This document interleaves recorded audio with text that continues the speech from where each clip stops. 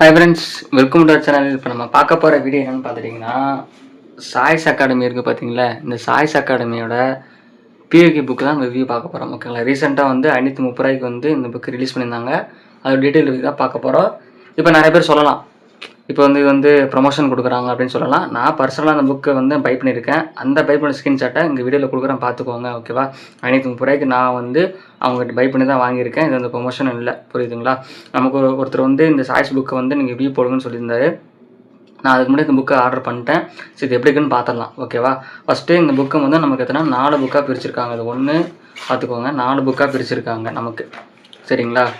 நமக்கு 4 செட்டாக வந்துடுது. மொத்தம் 10 புக்கு இருந்தது. அந்த 10 புக்கை வந்து பிரித்து நமக்கு என்ன பண்ணிட்டாங்கன்னா 4 புக்காக வச்சுட்டாங்க. சரியா. அதுக்கு ஃபஸ்ட்டு ஒவ்வொரு புக்காக பார்க்கலாம். சரி, ஃபஸ்ட்டு புக்கு இந்த ப்ளூ கலரில் புக் இருக்குது பார்த்தீங்களா. இந்த ப்ளூ கலர் புக் என்னென்னு பார்த்துட்டிங்கன்னா ஹிஸ்ட்ரிக்கு. ஓகேங்களா. ஹிஸ்ட்ரிக்கு இருக்கும். இப்போ ஹிஸ்ட்ரியில் பார்த்துட்டிங்கன்னா 2019 26 வரைக்கும் என்னென்ன கேட்டிருந்தாங்களோ அது அத்தனையுமே இந்த புக்கில் போட்டிருக்காங்க. புரிஞ்சுதுங்களா.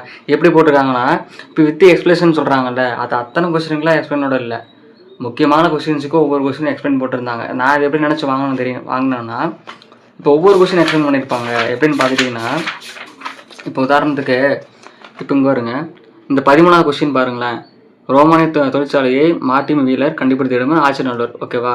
அந்த கொஸ்டின் எங்கே இருந்திருக்கும் அப்படி எடுத்து எக்ஸ்பிளைன் பண்ணி போட்டிருப்பாங்க. நான் அப்படி நினச்சேன். அப்புறம் பார்த்தா தான் தெரியுது. இங்கே பாருங்களேன், இந்த ஒவ்வொரு கூற்று காரணம் வருதுல்ல, அந்த மாதிரி அந்த கூற்று காரணத்துக்கு மட்டும்தான் இவங்க வந்து என்ன பண்ணியிருக்காங்கன்னா எக்ஸ்பிளைன் பண்ணியிருக்காங்க. அத்தனை கொஸ்டின்லாம் எக்ஸ்பிளைன் இல்லை. அதை நான் வீடியோவில் தெளிவாக சொல்லிடுறேன். சரிங்களா. இது அத்தனை கொஸ்டினுக்கும் எக்ஸ்பிளைன் பண்ணியிருப்பாங்க அப்படின்னு நினச்சி இந்த புக்கை வாங்கிடாதீங்க. அத்தனை கொஸ்டின்ஸ்லாம் கிடையாது. ஒவ்வொரு கூற்று காரணத்துக்கு மட்டும்தான் இருக்குது. அதை தெளிவாக மனசில் வச்சுக்கோங்க. ஓகேவா.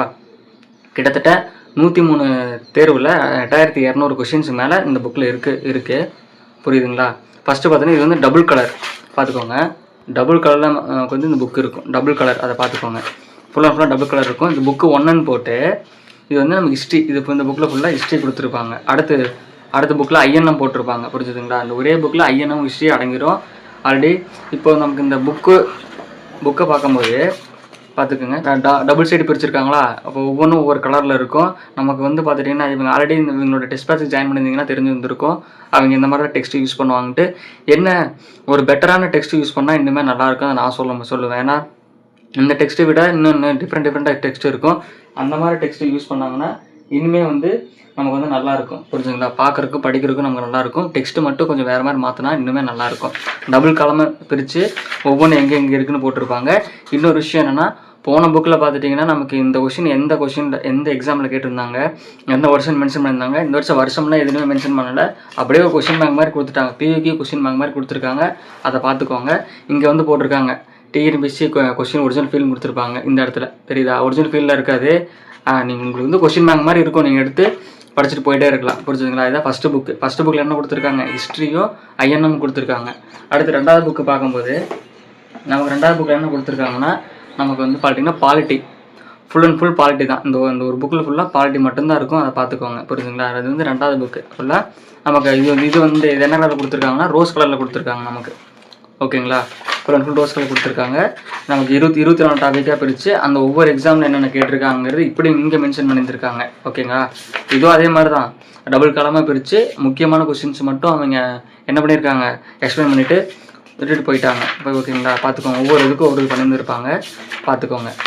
சரிங்களா. இப்போ டபுள் காலமாக பிரித்து இது அதே டெக்ஸ்ட் மாதிரி தான் இதுவும் இருக்கும்.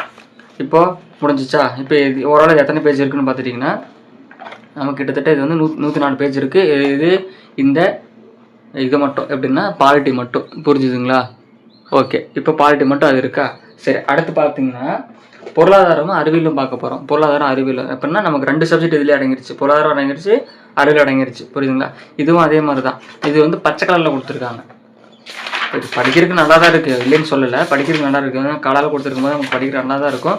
இன்னும் டெக்ஸ்ட்டை மட்டும் இன்னும் கொஞ்சம் மாற்றினா இன்னுமே நல்லா இருக்குன்னு தான் என்னோட ஒப்பீனியன். அதுதான் என்னென்னா, இந்த அந்த புக்கோட ஒரு விலை பார்க்கும்போது 125 ரூபா பக்கம் வருது. ஓகேங்களா.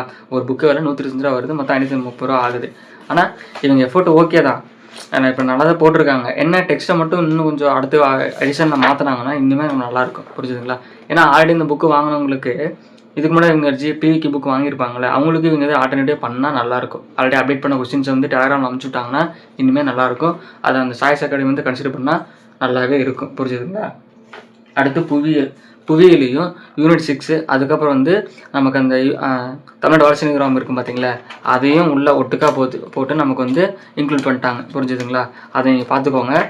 இப்போது ஓவரால் பார்க்கும்போது இது என்னென்ன கொடுத்துருக்காங்க, இது பார்த்தீங்கன்னா ரெட் கலரில் கொடுத்துருக்காங்க. புரிஞ்சுங்களா? லைட் ரெட்டு, இப்போ ஃபுல் ரெட்டு கிடையாது, லைட் ரெட்டில் கொடுத்துருக்காங்க. இதுவும் நல்லா தான் இருக்குது. புரிஞ்சுங்களா? இதுவும் நல்லா தான் இருக்குது. சரி, இப்போ உங்களுக்கு டவுட் வரும். இப்போது நான் யூடியூப்ல நிறைய வீடியோஸ் வந்துருக்கும். என்னென்னா சுரேஷ் பிக்கு இருந்திருக்கும், சாய்ஸ் பிக்கு இருக்கும். இது நம்ம எதை வாங்குறது சரிங்களா? இந்த 4 புக்கில் இப்போ பார்த்துட்டு வச்சுக்கோங்களேன். இந்த 4 புக்கு என்கிட்ட இருக்கா? இந்த 4 புக்கில் பார்த்துட்டிங்கன்னா இந்த 4 புக்கில் நான் எந்த புக்கு தான் வாங்குறது அப்படின்னு உங்களுக்கு ஒரு குழப்பம் இருக்கும். புரியுதுங்களா?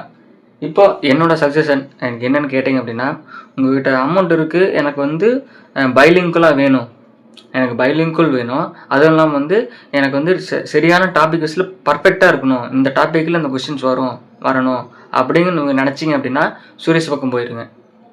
ஓகே, சுரேஷ் பக்கத்தில் பைலிங்குலாக இருக்கும். உங்களுக்கு வந்து டாபிக் வைஸ் அவங்களுக்கு தெளிவாக போட்டு உங்களுக்கு டெக்ஸ்ட்டு படிக்கிற மாதிரி போட்டு தெளிவாக கொடுத்துருப்பாங்க. எழுதுறதுக்கு இடம் கரெக்டாக கொடுத்துருந்துருப்பாங்க. அது வந்து உங்களுக்கு பிளாக் கலரில் தான் இருக்கும். இல்லை எனக்கு வந்து அமௌண்ட்டு கம்மியாக இருக்கணும், எனக்கு வந்து பிவிக்கு கொஷின்ஸ் மட்டும் இருந்தால் போதும், அது வந்து எக்ஸ்பிளைன் லைட்டாக கொஞ்சம் அங்கங்கே ஒவ்வொரு கொஷின் எக்ஸ்பிளைன் பண்ணியிருந்தாவே எனக்கு அது போதுமானது, எனக்கு அமௌண்ட் கொஞ்சம் கம்மியாக இருக்கணும் அப்படின்னு நினச்சிங்கன்னா சாய்ஸ் பக்கம் வந்துடுங்க. இந்த புக்கு வந்து 530 வருது. புரியுதுங்களா? ஆனால் சுரேஷ் புக்கு பார்த்தீங்கன்னா கிட்டத்தட்ட 2500 பக்கம் வந்துடும். ஏன்னா எனக்கு மொத்த சப்ஜெக்ட்டுக்கும். ஆனால் அவங்க வந்து தெளிவாக பண்ணியிருந்துருப்பாங்க. இந்த டாப்பிக்கில் இந்த கொஷின்ஸ் தான் வருங்கிறது தெளிவாக போட்டுருந்துருப்பாங்க. புரிஞ்சுதுங்களா? என்னோடய சஜஷன் கேட்டிங்கன்னா, அமௌண்ட் இருந்துச்சு அப்படின்னா இருக்குது அப்படிங்கிற பட்சத்தில் நீங்கள் இப்போ சுரேஷ் கண்டிப்பாக வாங்கலாம். இல்லை எனக்கு வந்து அமௌண்ட்டு கொஞ்சம் கம்மியாக இருக்கணும், ஆனால் கொஞ்சம் நல்லா இருக்கணும் அப்படின்னா நீங்கள் இந்த சாய்ஸோட புக்கு வாங்கிக்கலாம். புரிஞ்சுதுங்களா? கம்பல்சரி இந்த புக்கை வாங்கிக்கலாம். அமௌண்ட்டு கம்மியாக தான் இருக்குது, கொஷின்ஸும் நமக்கு ஓவரால் பண்ணியிருக்காங்க. என்ன இந்த புக்கோட டிஸ்அட்வான்டேஜ்னு பார்க்கும்போது எந்த எக்ஸாமுங்கிறது மென்ஷன் பண்ணலை. இப்போ நமக்கு இந்த கொஷின் வந்து குரூப் 2 மெயின்ஸ் கேட்டிருக்காங்க, குரூப் 2ல் கேட்டிருக்காங்கன்னா நம்ம அதுக்கு தகுந்த மாதிரி நம்ம சோர்ஸ் எடுத்து படிப்போம். இப்போ இந்த உதாரணத்துக்கு இங்கெல்லாம் கொஷின்ஸ் இருக்குதுன்னா இது எந்த எக்ஸாமில் கேட்டதுன்னு தெரியாமல் நான் எப்படி படிச்சுட்டு போகிறது? இது வந்து ஸ்கூல் புக்கில் இருக்கிறத புக் பேக் படிக்கிற மாதிரி தான் ஃபீல் ஆகும். இப்போ பக்கத்துலேயே பாருங்கள், இந்த பக்கத்துலேயே இந்த இடம் இருக்குல்ல, பொறுத்துக்குன்னு போட்டு இந்த பக்கத்தில் டிஎன்பிசி குரூப் 2 மெயின்ஸ் இந்த இடத்துல போட்டு 2024 இருந்துச்சு போகிறதுக்கு என்ன ஆக போகுது? போட்டு தான் நல்லா இருந்திருக்கும். என்னோட சஜஷன் அது. ஓரளவு இந்த புக்கு பார்க்கும்போது புக்கு நல்லா தான் இருக்குது. வேணுங்கிறவங்க அவங்களை கான்டாக்ட் பண்ணி வாங்கிக்கோங்க. இப்போ நான் சொல்கிறேன், இந்த புக்கு வந்து நான் வந்து இந்த வருஷம் வந்து நீங்கள் பிவிக்கு வந்து அனலைஸ் பண்ணுங்கள். போன வருஷம் மாதிரி இருக்கக்கூடாது, இந்த வருஷம் மாதிரி பிவிக்கு அனலைஸ் பண்ணி இந்த ஒவ்வொரு கொஷின் நீங்கள் உதாரணத்துக்கு இப்போ ஆங்கிலேயராட்சி வருதுன்னு வச்சுக்கோங்களேன். இந்த கொஷின் நம்ம புக்கில் எங்கே இருக்குங்க தேடி எழுதி வச்சு அது அப்படி எழுதி வச்சா மட்டும்தான் நம்ம வந்து நெக்ஸ்ட்டு வரதில் நம்ம வந்து பாஸ் ஆக முடியும். புரியுதுங்களா? சும்மா பெருமனுக்கு புக்கை வாங்கிட்டு அப்படியே படிச்சுட்டு போனால் ஒன்றும் பண்ண முடியாது. இப்போ நீங்கள் ஆங்கிலேயராட்சி உங்கள் டெஸ்ட் பேஸில் வரும்போது நீங்கள் அதை படித்து முடிச்சுட்டு உடனே இந்த பிகே கொஸ்டின் எடுத்து இதை அண்டர்லைன் பண்ணி இப்போ உதாரணத்துக்கு பார்த்துட்டுன்னு வச்சுக்கோங்களேன். இப்போ உதாரணத்துக்கு இங்கே பாருங்களேன், 1709 தரங்கம்பாடில் டேசூர் முனிவர் நட்சத்திர நிறுவனர் என்பது சீகன் பால்கு அவர் போட்டுருவோம். அப்போ நமக்கு வந்து இந்த பிரான்சிஸ் செல்லிஸுங்கிறது யார், இந்த இடத்துல மீனா சுந்தரங்கிறது யார், அப்படியே பார்த்து எழுதி வச்சிட்டோம்னா நமக்கு ஒரு கொஸ்டின்லேயே கிட்டத்தட்ட நம்ம 4 கொஸ்டின் ஆன்சர் தெரிஞ்சிடும். அப்படி தான் நம்ம படிக்கணும். பிவிக்கே பார்த்துக்கோங்க. இந்த புக்கு நல்லாயிருக்கு. ஓகேங்களா? பிடிச்சவங்க வாங்கிக்கோங்க. நாம் வந்து நெக்ஸ்ட் வீடியோவில் பார்க்கலாம்.